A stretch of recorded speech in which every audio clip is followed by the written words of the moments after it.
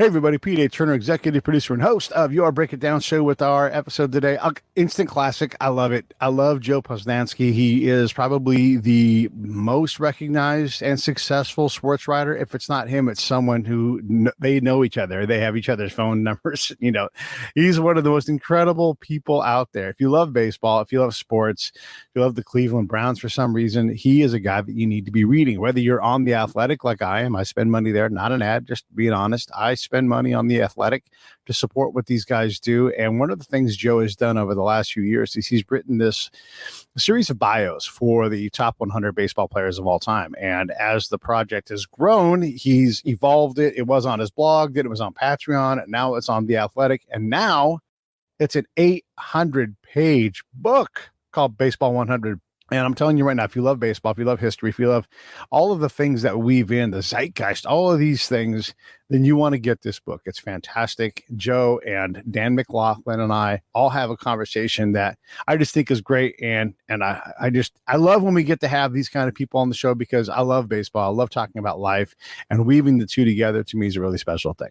Hey, Ride for the Brave. That's going on right now. I'm probably going to be done here pretty quick and getting off in Dallas. I don't know exactly where we're at, but I can tell you this. I love doing charity. I know you guys will too. If you find yourself trying to think, what am I going to do next? Think about charity. Think about it. It's something that you can do. It's not supposed to be easy. You know, these are hard problems to solve, and that means they require a lot of attention, a lot of effort. So get involved, and you'll get a lot back for it. Personally, if it's not Save the Brave, then find something and let me know what you're doing. Hit me up, Pete@breakitdownshow.com. That is really my email address. All right, one more thing to say to you. Look, I'm gonna say one more thing before that. Please support the Break It Down show. Just please, if you can, go to breakitdownshow.com, go to the PayPal link, and just pick an amount you want to put in the pot each month. Doesn't have to be a lot. Every little bit helps. $15 a month means that I can buy an ad. You know, and that is what gets people to see the show. And that is how we get together and do things. I work hard for this. It means a lot. All of you who are already doing it, thank you, thank you, thank you, thank you. You know who you are. You know, we talk all the time. I love it. Thank you all so much for your support. Let's continue to do it. I'm going to be going on the road here soon, going all over Texas and Arizona and going further east than that. So you're going to get a lot more content from me. But in the meantime, holy cow, buy this book, Baseball 100. Buy it for your baseball people in your life. Here comes Joe Posnanski. Lions Rock Productions. This is Jay Moore. This is Greg Cruz. This is Bryce Vine. This is Dexter from The Offspring. This is Nathan This East. is Sebastian Younger. This is Daryl Amy. This is Stuart Copeland. This is Mick Gillette. This is Andy Summit. This is Dr. Bob Greenberg. This is Gabby Reese. This is Rob Bell. Hey, this is John Leon Guerrero. Hey, and this is Pete A. Turner. This is Joe Posnanski, and you're watching The Break It Down Show. And now, The Break It Down Show with John Leon Guerrero and Pete A. Turner.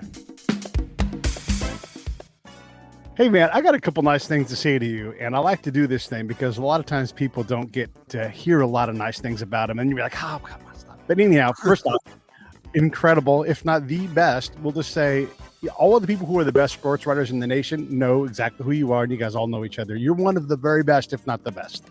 You have written and entertained me personally for years and years and years, and I got to thank you for that. And then the other thing I wanted to say was early on in our history, you agreed to come on the show. We never worked out the timing. That's all on me. We just didn't figure it out. But you got it early. I mean, and I'm talking like before 2015. You had said yes, yeah, come on the show, and so we finally got it. But just I dig the fact that you're open to this, have been open to it, and I love the work that you do. I am lightly acquainted with Bob Kendrick, and I love hearing you talk about it because I've been to the museum. We sat down on one of the benches on the infield, and we recorded a show from there, and it was fantastic. And really, I just kind of copied what you do with him, and so thank you for all of those things. I really appreciate it. No, absolutely. It's great to be here, and I'm glad we finally made this work. And looking at the long list and array of guests that you have had through the years, I'm not qualified to be on the show, but I appreciate you having me on anyway. And we've got Dan McLaughlin here, who's a long time baseball writer as well. And he also writes for the National Review, and he's become a bit of a friend. So I thought I would have him come on the show and talk about baseball with us. And so I'm going to give Dan the first question. Hey, Dan. All right, and good to talk to you, Joe. I think we've met briefly once before when I came to your brought my daughter to your book signing for the Houdini book, which I read aloud to her for quite a while after that. So That's awesome. A fun book. So I want to ask about the Baseball 100 book, and the book's coming out in September, right? That's right. The problem of ranking the best players, there's a lot of problems that go into ranking the best players of all time. But I mean, I got to ask, I got to ask you to defend Willie Mays over Babe Ruth right at the top. Because, look, obviously there's always a debate about, can you rank everybody just against the competition they played against, or are you weighting it towards different time periods, with the integration of the game, the expansion of the game internationally, the expansion of the league. To me, the Babe is the guy who was, the most dominant in the time he played, and a guy who, on top of that, did something that we haven't seen until this year, really, which is a guy who, who showed that he could be great on both sides of the diamond. So I'll put that right to you is how Willie over the Babe. Yeah, well, there you go. Dan, my book comes out September 28th. You've already given away the endings, so I appreciate you doing that to me.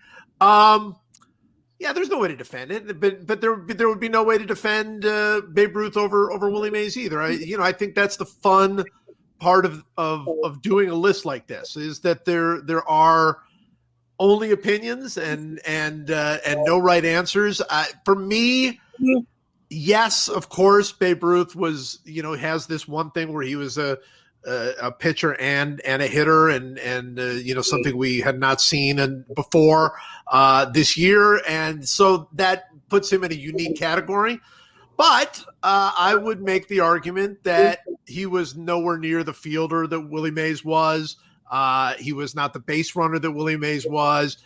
So when you look at something like this, you do compare them against their time. I mean, if we can give away the ending, Babe Ruth is number 2. So we do put against their time, but I also put a little something about their time. And to me, there is no question that Willie Mays played in a time where baseball was better.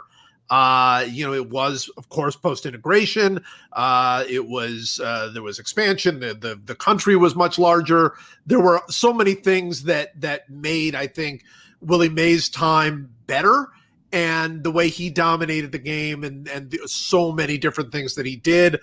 That's what gave him the edge for me. But you will not be surprised to know, and I know you actually do know this, you are not the first person to mention to me that Babe Ruth should have been number 1. And certainly could have been. And I wasn't trying to be controversial or anything. I just sort of looked at both their cases and at the end of the day just said, I'm going to go with Willie Mays and I'll feel good about it. I mean, the other ranking question to me is I think we've been happy at the global level to see the Negro Leagues represented as a recognition that those were major league caliber players who, at least for a good deal of their league play, were playing major league caliber competition. That being said, I mean, and I know you've ranked a number of the top Negro League players, but the statistical record we have is still very uneven.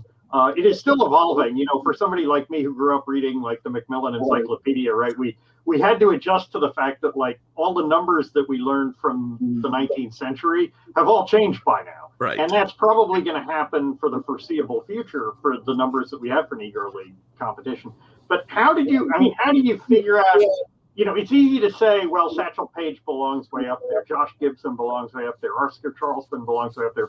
But where up there? How do you kind of come to settle on where to put those guys? Well, I mean, there's no question when you're trying to rank those kinds of guys that it's more art than science. I mean, you don't really have the numbers to use the way that you do for major leaguers, of course. And the numbers that we have, not only are they evolving, they are very limited because of the way the Negro Leagues was structured, right? The teams didn't only play each other; they played all of these town teams. They traveled and played 2 or 3 games a day. And what do you do with those numbers? Most of those numbers will never be recovered. And even if they are recovered, what do you make of those numbers when you're hitting 3 or 4 or 5 home runs against a factory worker? So it's a very difficult thing to do. But the good thing is there's been so much research and so many people now that have gone back and tried to get contemporary accounts of these guys. And so what you see is Joe DiMaggio said Satchel Paige is the best pitcher he ever faced, right?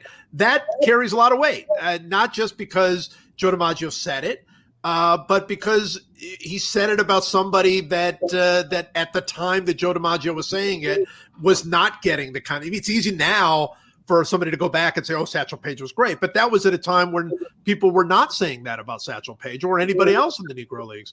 You have John McGraw saying that Pop Lloyd is the best player he ever saw. I mean, that carries a lot of weight. And, there's so many people who talk about Oscar Charleston being the best player they've ever seen. So it really is something that I think for me, it was really, really a lot of fun. I mean, the rankings, as you know, for me, were an opportunity to tell the story of baseball. That's what I wanted to do with this book. It was much. I didn't want to start arguments. I knew that I would, but my idea is tell the story of baseball through the 100 greatest players of all time, and so I was able to, in my mind, put these guys where I thought they belonged, and I feel really good about it. There is some art, though, in your ranking. Ricky Henderson is number 24. Yes. Jackie Robinson is number 42. And you speak about this. I've been reading this project that you've been working on for years. So I'm super tickled that you're doing the whole book about it. But talk about some of the non-ranked based choices and, where it was more the art than the numbers. Yeah, the first one, the one that'll get everybody and did get everybody mad when I first did it, and will get everybody mad again when the book comes out, was that I put Joe DiMaggio number 56. My feeling was, for the 56 game hitting streak. I mean, that's why I said. My feeling was, and there are a bunch of these in there. There are probably 30 or 40 in there where I didn't just rank them. I connected them with a number that I felt like they belonged. Like, where would Tom Seaver be if I had put this list, if I had taken this list so seriously, I felt like there was a difference between 37 and 36 or something? I don't know. But 42 was a really good number for him. 41 for him, 42 for Jackie Robinson. Pretty good numbers because that was his number, and it was, they're connected in so many ways. So I wanted, again, that the idea of this being, to me, more art than science, I wanted to connect certain players to certain numbers. And then when I got to about 20, so number 20, I don't want to give too much away, but number 20 is a tie. And then I skipped 19. So there is no 19th greatest player of all time because of the 1919 Black Sox. So I skipped 19 as not, I guess, the anti-homage to the 1919 Black Sox. But after that, I really tried my very best. I mean, what's the difference between 5 and 6 and 7? I mean, these are the greatest players of all time. But I tried to somewhat differentiate them if I could. But above that, to me, it was more important to me to attach the player to a number that I loved and that I thought really spoke to their greatness than it was, okay, if I move them up 2 spots, would it make a difference? Of course, by choosing to leave off 1919 as perhaps the darkest hour in baseball history, you accidentally gave us 2020, which some would see as a much worse season for baseball. I can only plead that I wrote it before 2020 turned into the disaster that it turned into. So I can at least say that. I mean, I think one of the interesting things with that gets me, because I mean, honestly, I actually was doing one of these projects like this some years ago and before I moved off of full-time baseball writing. But I mean, one of the interesting things about ranking Page in particular is that I think, when you look at just the numbers that we do have for him, both, as in his prime guy in the 20s and 30s, and then as an old guy breaking into the big leagues in the late 40s and early 50s. I mean, his strikeout rates are so much higher than anybody else in his era. And he's such he's an above average strikeout pitcher when he comes into the major leagues in his 40s. That does jump out at me. Yeah, I mean, look, I think the fact that he was, Sporting News Rookie of the Year at whatever he was in 1948, at least 40, 46, 47, 48, whatever he was, 42, as a rookie. And then for him to go ahead and really be an effective pitcher, like you say, with a high strikeout rate, certainly for the time, a very high strikeout rate for the St. Louis Browns.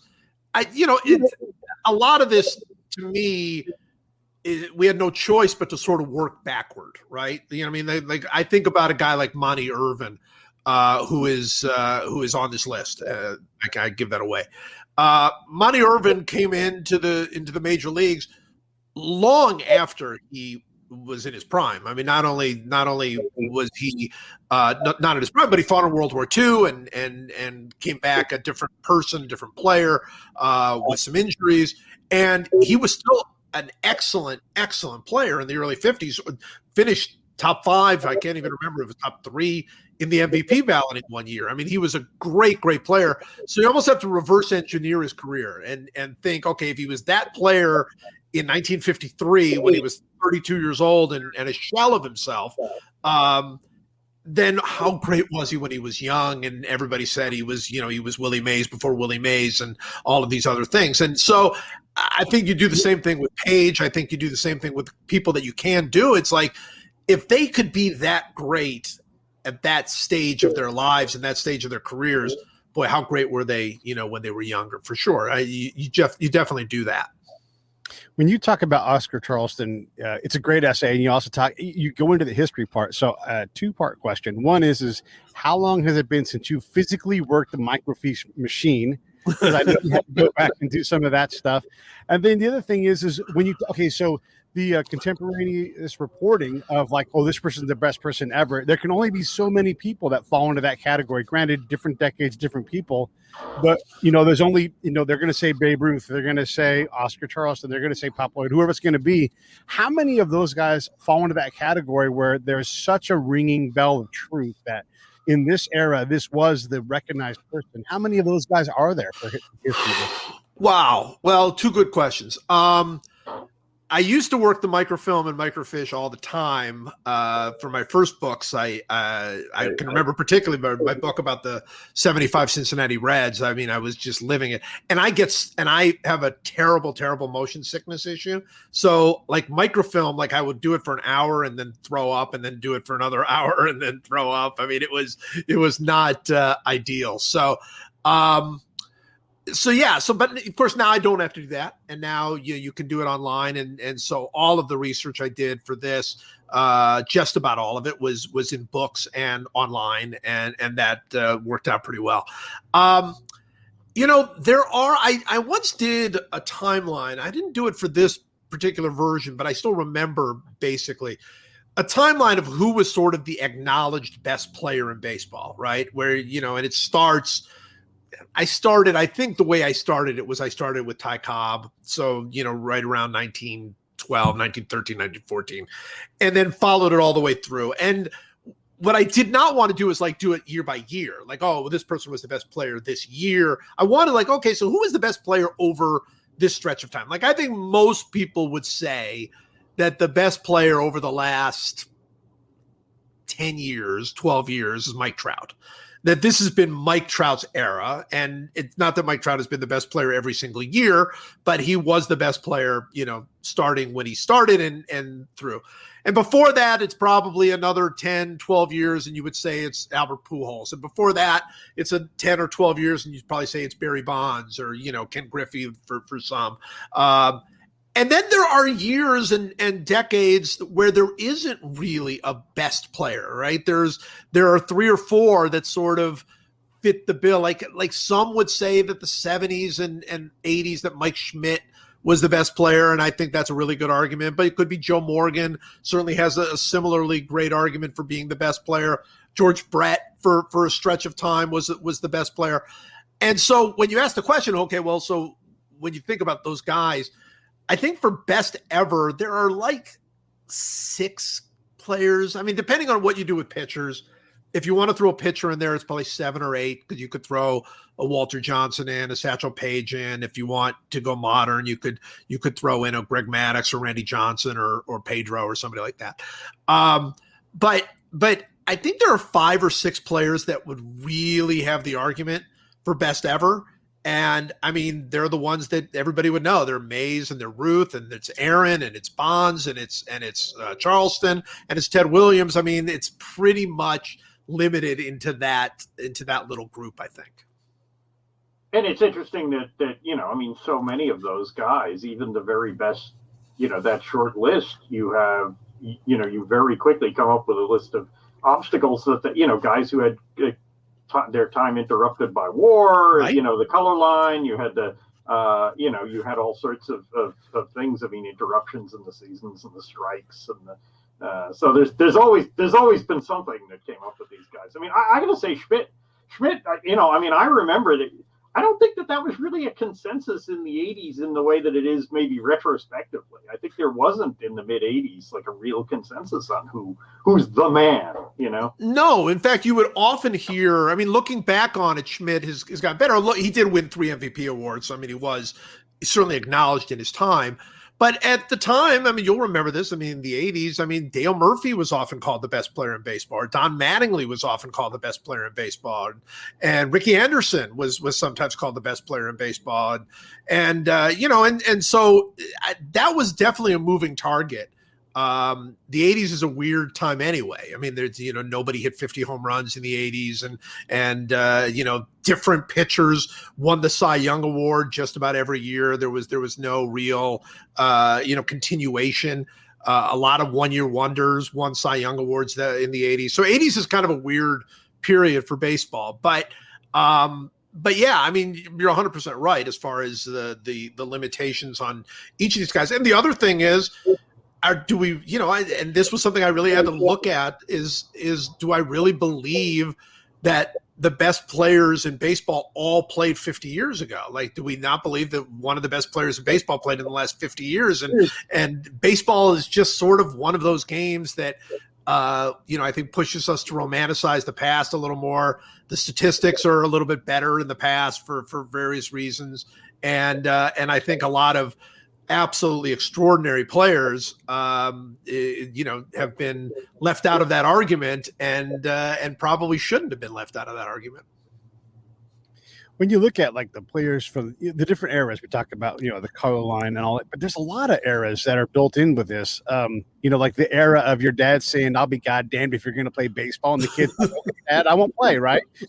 Just the opportunity to play, the amount of choices that people have to go do something at a high level. I mean, hockey, track, and you can be a multimillionaire track and field now, right? So there's all these different things that draw talent away, or heck, I always laugh about performance enhancing drugs because you can put a dead dude's tendon in your body and that's not performance enhancing. But tell that to Pud Galvin or any of those guys from the early. I at one point did an evaluation of 300 game winners, and up to about Lefty Grove, that's all ancient stuff. It doesn't make any sense. Everybody blew their arm out at 32 and they were done, but they'd won 300 games. Lefty Grove forward, it kind of changes.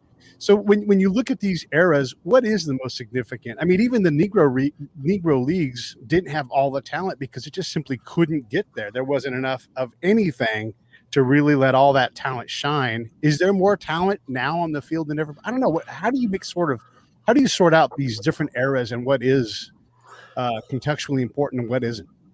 Yeah, it's tough. It's really tough. I am of the belief that baseball, the talent in baseball is better than it's ever been.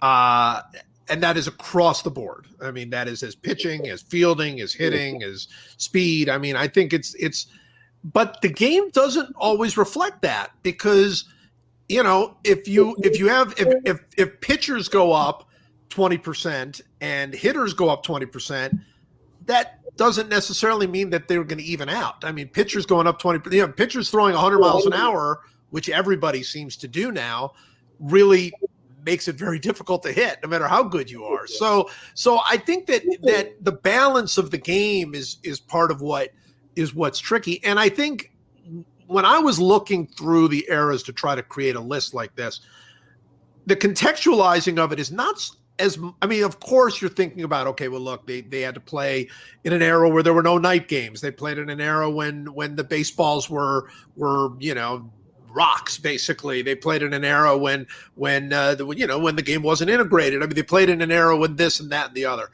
And all of that's true, but I am for context, one thing I look at is what was dominating the game at that time. Like, in dead ball, before 1920, pitching dominated the game. There was no power. There were no home run hitters. I mean, a home run hitter would hit 12, 14, 16 home runs in a year. You would lead the league with that kind of thing.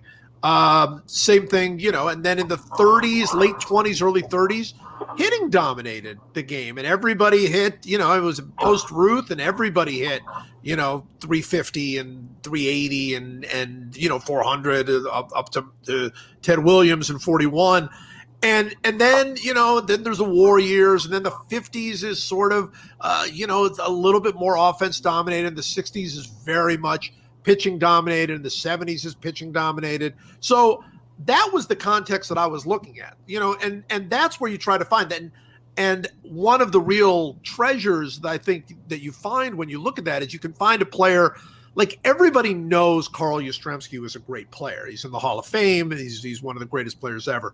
But when you really contextualize the time he played in, where pitchers were utterly, utterly dominating the game, for him to do the things that he was able to do in the late 60s and early 70s, I mean, he really is one of the, I don't remember exactly where I ranked him, but he's one of the all-time greatest players. And he sometimes doesn't get seen that because his numbers aren't as good as somebody from, the 30s. His numbers are, you look at a guy like Jimmy Fox and you're like, oh my gosh, I mean, who could ever be better than Jimmy Fox? But yet you look at Ustremski's numbers and they're not anywhere near as good, but I think Ustremski was probably a better player. So, I mean, it's a very, that part was really fun, trying to find context of who dominated the era and why. I mean, the two great long marches of the game that have just all gone in one direction from 1871 to 2021 are, year in and year out, there's a smaller percentage of balls in play, and there's a smaller percentage of innings thrown by, a team's best pitcher, best four pitchers, best six pitchers. And, where are we going? I mean, what is your thought on where do we stop that? Or is it never going to stop? Is that always going to, I mean, it seems to me that one of the big, quality issues 15 years ago, right? We would have looked at this 20 years ago and said, the declining number of innings being pitched by the best pitchers on the team is why the hitters are a big reason the hitters are in control, right? Because they're spending so much more of their time facing these, the fourth guy in the bullpen. And now the fourth guy in the bullpen throws 100 miles an hour. Right. I mean, what is your thought on what can we do or should we do to stall some of that and maybe reach an end point to those trends?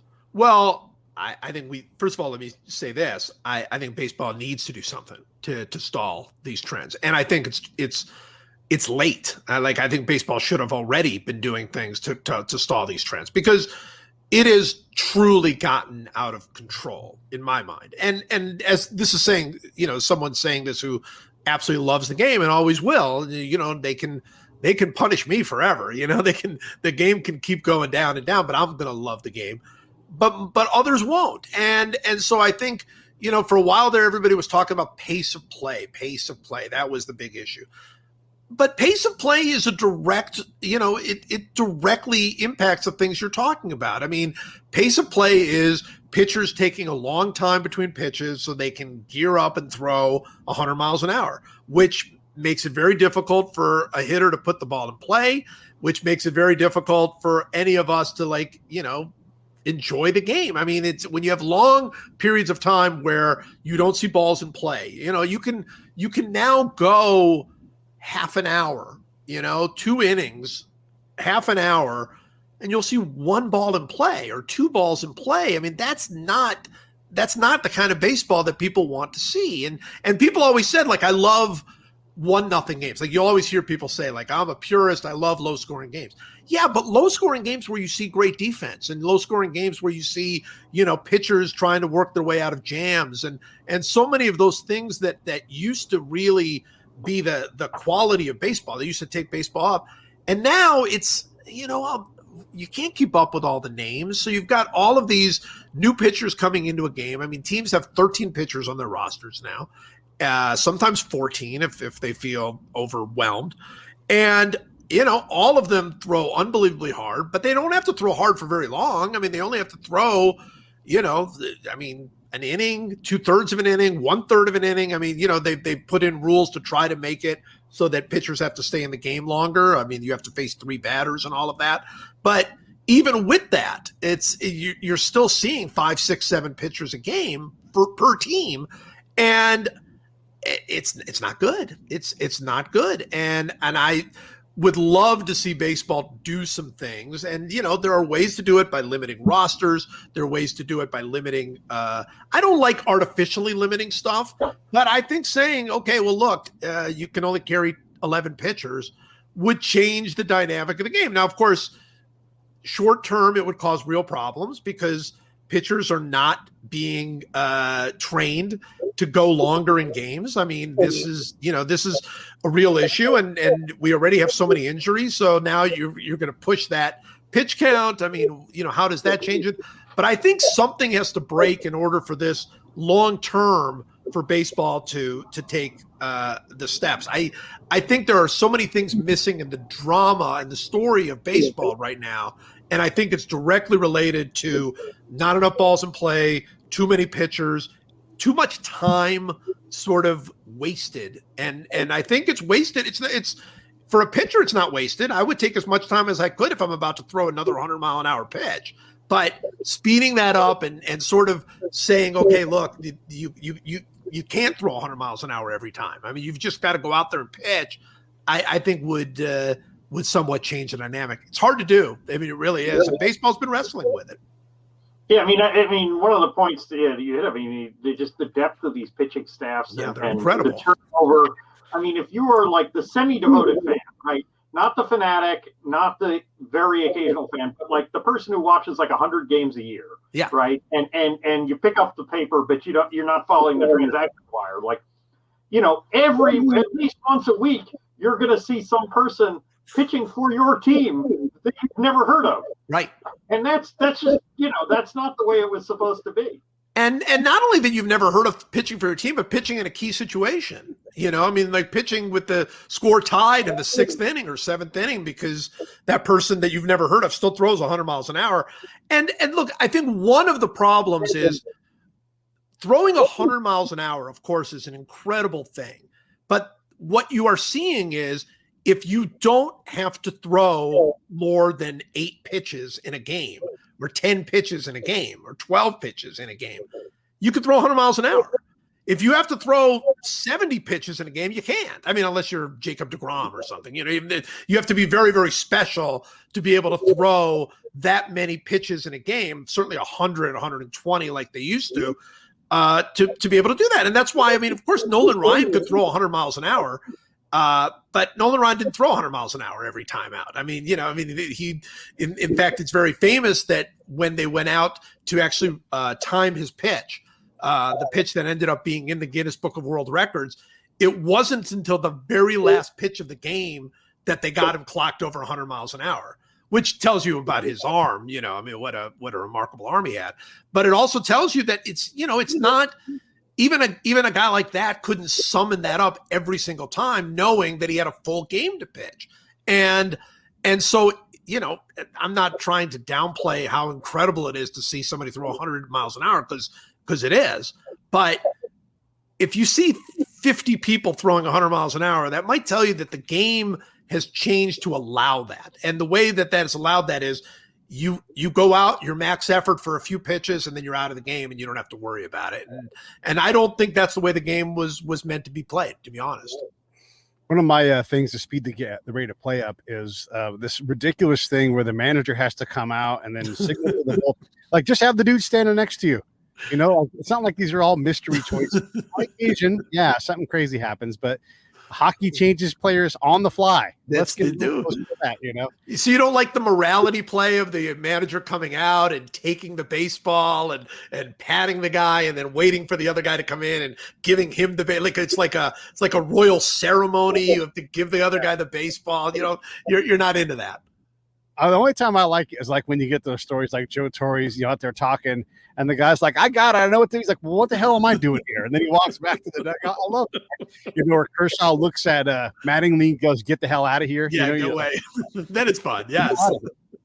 That's the only time I like it. Otherwise, it's just a waste of time. I wanted to ask you, you've studied so much of the history. I got so many history questions, but so Ricky Henderson set the last unbreakable record that got broken, I think, in that Barry Bonds blew. I mean, look, if you reverse engineered James's favorite toy and said, okay, what's it going to take for Ricky Henderson to have the most walks ever? 1% chance, 1%, you know, he finally climbs up. There was no one within sight of him until Bonds went bananas and started getting 200 plus times a year. He shouldn't have broke that record. Like like there's no statistical model that proves that. And then I also love the essay about Bonds because you had the argument with yourself, you know, in the thing. I would love for you to talk about that. So just in brief, like Ricky Henderson. Oh, and I want to say Ricky Henderson was a mirage too of a player. We thought for years that was the prototypical leadoff hitter. Tim Raines was close, but didn't do it as long. But he was such a freak. He allowed people to believe that freaks were normal, but they weren't. Only he could do it. Only he could do it as long as he did it. And it makes him truly, he's a guy you could have put on the list twice, truly. And said, Absolutely. No, I mean, you know, Bill James is the one that made the famous line about him that you split his career in half and you have two Hall of Famers, right? You have Ricky Henderson, the run scorer, Ricky Henderson, the base stealer, Ricky Henderson, the leadoff hitter, Ricky Henderson, the, you know, whatever. And it's true. The Bonds walk record is really one of the craziest things because so many of those walks were intentional. That's what really makes it crazy. I mean, you know, he was intentionally walked 120 times in 2004. I mean, there's never been anything like it, and I suspect there'll never be anything like it again. I mean, it was somebody who had literally gotten so good by whatever means, you know, whatever steps he had to do that, had gotten so good he broke the game. I mean, they just, there was no situation where they felt that they could pitch to him. And when they did to pitch to him, he hit 370 and, you know, hit a home run every 6 or 7 at bats or whatever it was. And it was crazy. So, you know, he did break the walk record and he had a great eye throughout his career, but you take away the intentional walks and it's a very different story. And so intentional walks to me should be a separate category. I mean, they count, of course, but they're not walks in the same way that Ricky Henderson drew walks. You know, Bonds was one of the, you know, as he is for everybody, he's one of the most challenging characters to try to sum up, to try to write about.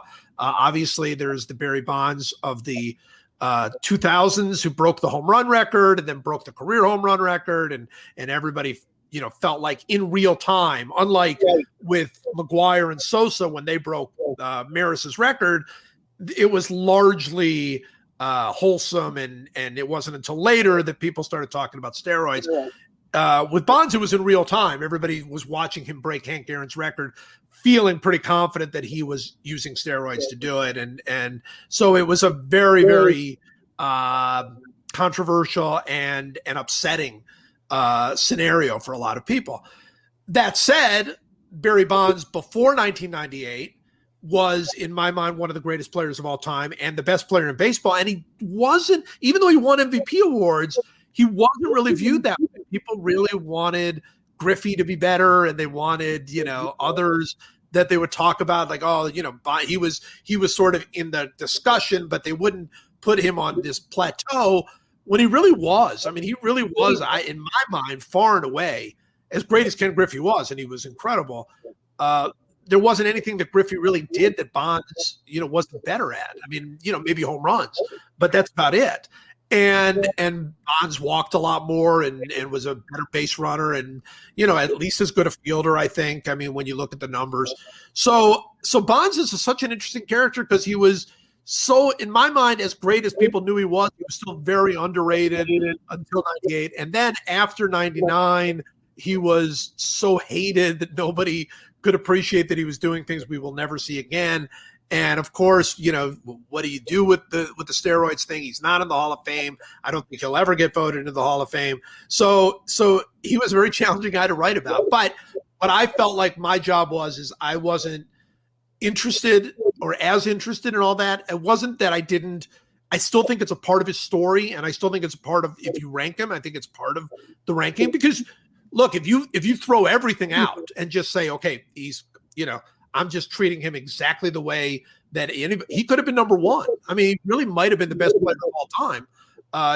Babe Ruth included, nobody had years like he did in the early 2000s. I mean, he was on a different level. He broke the slugging record 2 or 3 different times, and the on base record. He got on base 63% of the time one year. I mean, it was just crazy. So he was like in a whole other level. I think you still take it all in, but even all taken together, he's one of the 5 greatest players of all time, in my view. I mean, it really is remarkable if you're, my age. I mean, I was a kid in the 70s and to think of the things that we've seen now in the game, Ricky and Nolan Ryan, and I guess to some extent Bonds, and, really one of the things that a little before my time, but a guy who just died, Mike Marshall, the workloads that he carried as a reliever.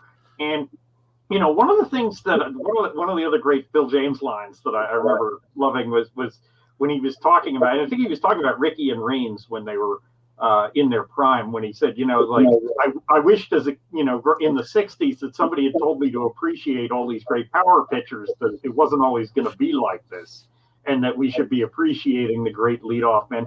I mean, other than the obvious Ohtani, sort of what do you see in the game today that you want to tell, like, a 20-year-old fan, like, appreciate this because you won't see this again? We are seeing the greatest collection of young players, I think, that I've ever seen in my life. And some of that has been, unfortunately, stopped because of injuries. I mean, this year, over in Atlanta, Ronald Acuna Jr. got hurt, and he's going to miss a year.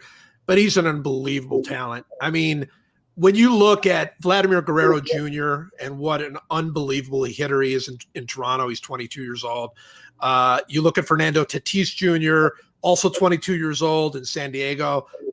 Utterly, I mean, these are not just great players. I mean, they're talents that we've very, very rarely seen. I mean, in the history of the game, we have almost never, that I can think of, maybe a young A-Rod, seen a shortstop with the talent of Fernando Tatis Jr. I mean, he does everything. I mean, after 162 games, you counted up his numbers, and they were ridiculous. It was like 48 homers and 50 steals and 150 runs. I mean, it was off the charts. And he's a fantastic defensive shortstop. Acuna is like that. When Acuna is healthy and playing well, I mean, he dominates the game, and he's the same age. He's also 22 or 23. So you're seeing a bunch of like players that are coming into the league and immediately just becoming superstars on this ultimate level. I just think the talent level in baseball is wonderful. It really is. And I think the way the game is being played is sort of shielding some of that. And I think that's why baseball needs to, I think it's tough to see because, again, so many pitchers and so many blinding 100-mile-an-hour fastballs and the pace of play is not what it should be and all of that. So I think you miss out on just the fact that, I mean, across baseball, this All-Star game was fun in the sense of that you really got to see again. There are so many exciting young players in the game right now, and they're going to change the way the game is being played. I mean, they're going to refocus the way the game is being played because there are a few unbelievable prospects that are on the way that everybody's already excited to see. So, yeah, I think baseball talent is fantastic. I just think it's the way the game is being played. But you're right in the sense of that even in the 1990s. So in the 90s, everybody was, talking about the offense because that's everything that was going on. And it was crazy. It was out of control offense, right? It was 50 guys hitting 40 home runs in the season, and Sosa and McGuire, breaking Maris's record multiple times, and Bonds obviously doing what he did. But you know what? That was actually the era that's the greatest pitching era of our lives, was that era, because that was when we had Maddox, and we had Clemens, and we had Pedro, and we had Randy Johnson. I mean, those are 4 of the 10 greatest pitchers in baseball history, all pitching at the same time, all dominating in an era that was dominated by offense. So it is easy to miss what the sort of the theme is. And it's something that you can look back 10, 15, 20 years from now and see. I think it's going to be the young players. I think this is just an incredible group of young players. That's such Pedro really, I mean, I guess maybe the only comparison you would have is maybe Honus Wagner in terms of like a guy who was just not just a monster, but a monster straight into the teeth of the most hostile conditions. I mean, here he is, he's pitching in Fenway Park in 99, 2000 and really trying to, really doing things that other people couldn't do in far more favorable conditions. I would make the argument, and I think I do in the book, that 1999-2000 Pedro is the best pitcher who ever lived. And that doesn't make him the best pitcher of all time because it's a career, it's not 2 years. But I think for 2 years, in the same way that people talk about Koufax from 64 to 63 to 66, the same way that you talked about, maybe a young Dwight Gooden or Steve Carlton in 72. But I think the best pitcher, Bob Gibson in 68, but I think the best pitcher of all time, if you want to reduce it to one very short period, is Pedro Martinez in 1999-2000. In 99-2000, that time frame, he could throw that high heat straight on the string. It was so fast. And then he could break that changeup inside or outside. It was, you didn't know. Well, and he threw his slider like it was like his 4th pitch or his 5th pitch, and yet when he threw it, it was utterly devastating. I mean, he was, and he pitched with attitude. I mean, he wanted the inside of the plate, and he was incredible, just incredible. Yeah, I mean, I have to say I'm starting to get a Pedro in 2001 vibe about Jacob deGrom right now. That he's just like he's almost like reached exit velocity and he's breaking apart because he's too good. Yeah, no, I mean, I do think that there are certain players that every now and again you go, oh, that person just, it's like they disappeared and then they appear on top of a mountaintop in a robe or something. Like they've just moved on to the next level of the world. And deGrom, certainly the first half of the season was like that. When you talk about the young players in the game today, it is important to recognize them right now while you have them, because you think about like quartets of players kind of like we have now, where you have like Ankiel, Wood, Pryor, and Zambrano all within 100 miles of each other, and not one of them had a long career. Or the great Trinity, and then add in Tejada shortstops, where you're like, look at all these guys, and Nomar was brilliant, but he was short, and Tejada ran out of, and so we don't know when a tendon is going to snap or, what if something else happens, but it happens all the time to players. It's hard to make it through that injury nexus to become a compiler at some point. Oh, no question. No question.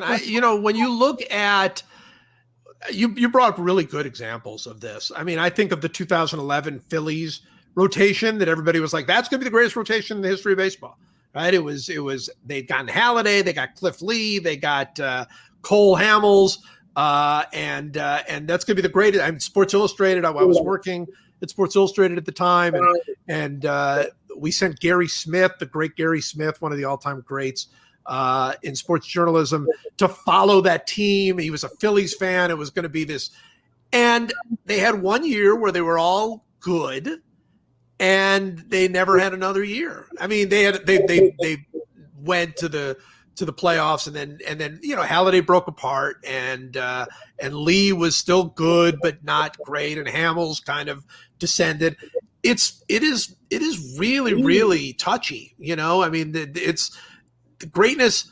I remember when the Angels signed Josh Hamilton. So that was 2012, 2013. I can't remember. I was right after they already had Pujols. So the talk was, wow, 2 MVPs and Pujols and Hamilton, and this is going to be unbelievable. What a middle of the lineup. Has there ever been a better middle of the lineup than Albert Pujols and Josh Hamilton? It's going to be incredible. And I wrote at the time, and I'm very rarely right, but I wrote at the time, I said, this is incredible. They spent, $400 million to do this or whatever. But both those guys are older, 31, 32 years old. I said, if I had the choice, I would take, and I picked 2 young guys in Kansas City, Salvador Perez and Eric Hosmer, 2 guys that had not achieved anything, that had not accomplished anything yet, but they were big prospects. And I said, I'd take those 2 guys right now over Hamilton and Pujols, because it is so, it's so short. I mean, baseball's career is so short, and your time for greatness is so short. And sure enough, Hamilton never really came through. The Pujols at that point was very, very quickly declining. And as it turned out, Hosmer and Salvador Perez took the Royals to 2 pennants and a World Series. So, it just because they were younger, that was really my whole thinking. And so, yes, this is the time to watch every chance you can as a baseball fan to watch Fernando Tatis Jr. play, because, I mean, I hope he does this for another 15, 20 years, but you never know. But then again, no matter how good he is, he'll probably never hit 3 grand slams in one inning. So. There you go. So I mean, one of the things, because we all, you have your players that you've seen a million times to the point where you have imprinted in your head how they, what they look like running the bases, swinging the bat, what their skills are. What did you find was the biggest challenge in writing the book to players that you had a hard time bringing to life for people who didn't see them, who maybe you didn't see, who were a long time ago, or where you felt like you were able to bring out something that people just don't have a good mental fix on? I think that was the fun for me, particularly the players that I had not seen, that I was way too young to see. And I didn't see a lot of those. I mean, I saw, I was a kid when Hank Aaron broke the record. I mean, a little kid. I vaguely maybe saw one game with a Willie Mays for the Mets. I didn't see those guys play. I didn't see Mantle play at all. He retired the year before I was born. So, some of the other guys, though, in the 40s and 30s, that I didn't want to just write about Jimmy Fox or Hank Greenberg. I wanted you to be able to see them, or at least understand their story, understand what it was that made them great beyond the numbers that you can look up. And so, you do it with contemporary accounts. I mean, those guys, you don't even get to see video, right? I mean, you don't get to see film. At least with Mantle and Mays and Aaron, you can watch the younger. The film isn't always very good, but you can watch them play and you can sort of get a sense of what it must have been like to be in the stands when Willie Mays' hat flew off, or when Mantle hit a home run from both sides of the plate, or something crazy like that. But for those guys in the 30s and 20s and 40s, it was like, all right, well, what was it like? And the great thing is that's when, that's sort of the heyday of newspaper writing, when you had 6 or 7 or 8 newspapers covering every game for every team, and everybody had like a take on what these guys were like, and trying to put that kind of those pieces together was one of my favorite parts of the book. I know you're not John Updike or anything with the nicknames, but why aren't you out there giving out some great nicknames? And Yes. I do want to ask you this, though, of the players that you wrote about in this. And again, you guys got to get the book. It's called Baseball 100. Oh, and a comment on Cruising Camry. He talks about Cy Young's 511 wins. Oral Hershiser breaks the unbreakable 58 2/3. That's right. Doesn't get the unbreakable status, though, and held the record longer now. And I don't think anyone's breaking 59. But the question I really want to ask you can comment on that, is of all these players that just picked up the bat and just could do it, Joe Jackson is one of the guys I think you've written about in the past. Does that player exist anymore? Can someone just elevate preternaturally and just like this guy just Frank Stallone talks about getting a download from God on how to play music and write songs, right? And I'll be damned. Like that's what he says, that's what he did. Sure. Do those players exist anymore? They do. They do exist. I mean, they're, people are different. I mean, it's obviously there's so much preparation and planning and training and everything else. But I'll give you a great example of this. There is a guy, one of my favorite players in baseball right now, a big star, who is absolutely stays out of his own head. He's a guy that just picks up a bat and hits and does not, let things get to him. He doesn't spend that much time thinking about who he's going to face or whatever. And that's Freddie Freeman for the Atlanta Braves. And if you watch Freddie Freeman play, you see it. You see that's a natural. That's a guy that just goes out there. He had a great moment during the All-Star game. They were miking him up and they were saying, hey, you're coming up next inning. Do you know who you're going to face? And he didn't because there was somebody warming up in the bullpen. And they said, I can't even remember who they said it was. It ended up not being that guy. But they told him, you're going to be facing this guy. And Freddie Freeman literally to Joe Buck and John Smoltz says, what does he throw? Because he doesn't care. He's like, it's for him, it's really going about there and it's me against you and let's see who's better. Some of that is gone, but there are still those players out there who absolutely, they used to say this about Mike Sweeney when he was with the Kansas City Royals. He was a real natural hitter and a very, very good hitter for a long time. And they said that you could wake him up on Christmas morning, put him in a phone booth with Nolan Ryan and he'd get a hit. And that was, those guys still exist. I think there's much, much more preparation and much, much more study that goes on than ever before. But at the end of the day, no matter how much you study or how much you prepare, 100-mile-an-hour fastball comes at you. You've got to be able to go out there and hit it.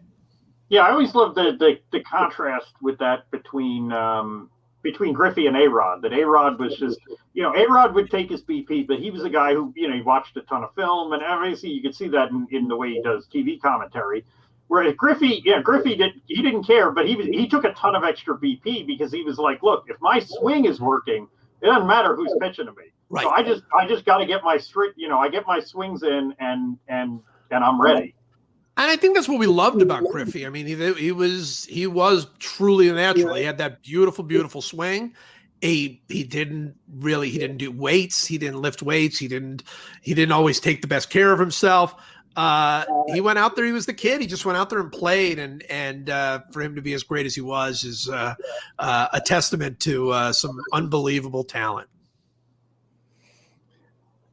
The book's called Baseball 100. I loved it. I've read every basically iteration you've ever written with this as you work through the process. I mean, I don't care if it's 800 pages. I'm going to read it again. I was reading it this morning.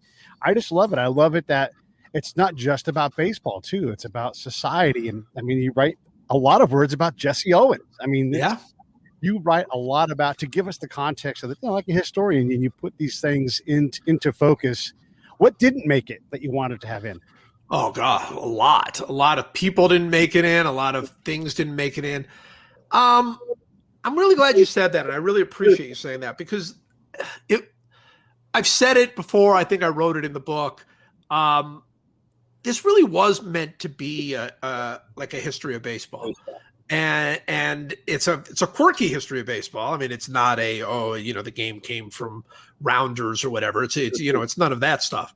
But I felt like if I told the story of the greatest players, across everything, as you know, they're not even all American players. I mean, they're not even all, players here from the major leagues, that I could really tell this larger story about the game and the game's intersection with America and a lot of, bigger things that I would never, claim to say. But, it's about fathers and sons and there's a lot of that in there. There's a lot in there about sort of immigrant dreams and things like that. There's a lot in there, of course, about race and I just felt like and still do feel like that by telling the story of each of these players in in context of their time and their place, that you can write a book that I think hopefully you can read a lot of different ways. You just say, hey, I like George Brett. I want to read George Brett. Go to George Brett's chapter. But if you want to start from the beginning and read to the end, and it might take you months to do that. But if you want to do that, I think it reads that way. I changed quite a few things in the book, and from the original series that I wrote, and I feel like it reads as a book. It reads as a series of chapters. I think people should have a lot of fun with it. I hope they will. Yeah, and I greatly enjoyed some of your previous books, the Negro Leagues solo baseball book and the Big Red Machine book and the Harry Houdini book, which is definitely off the beaten path. So, yeah. Looking forward to this one as well. Having read a bunch of the essays in the Athletic when I was running there at the time. Thank you. Oh. I think we may have lost Pete's audio, but I think we need to get Pete a Vin Scully bobblehead to go with the ones on our desks here. So there we go. And I wanted to thank you for writing that book with Buck O'Neill. I mean, we needed more of that. It's unfortunate we only got what we got, but thank you for getting what you got, because it's just incredible. And Buck O'Neill is an example of what we can be. We can certainly see the negative side, but we need those Bucks and you telling those stories to help us have a better understanding of not just baseball, but about life in general, Yeah. I mean, that was my first book, The Soul of Baseball, where I traveled the country with Buck. And it's, there's not a week that goes by that I don't think about Buck or something that he said to me or some piece of advice he gave to me. I mean, he was one of a kind, and that's we do need more Bucks in the world, and I don't know how many Bucks there are, but he was an incredibly special person, and I want to believe that his spirit is in this book too. I mean, that's part of the thing. I mean, there are players in this book that I honestly had never heard of as a very, very big baseball fan, that I had never heard of until I met Buck O'Neill, and Buck would tell me stories about them. And so, I think part of it is that too, is passing the torch and telling stories, and it's a big part of the baseball tradition.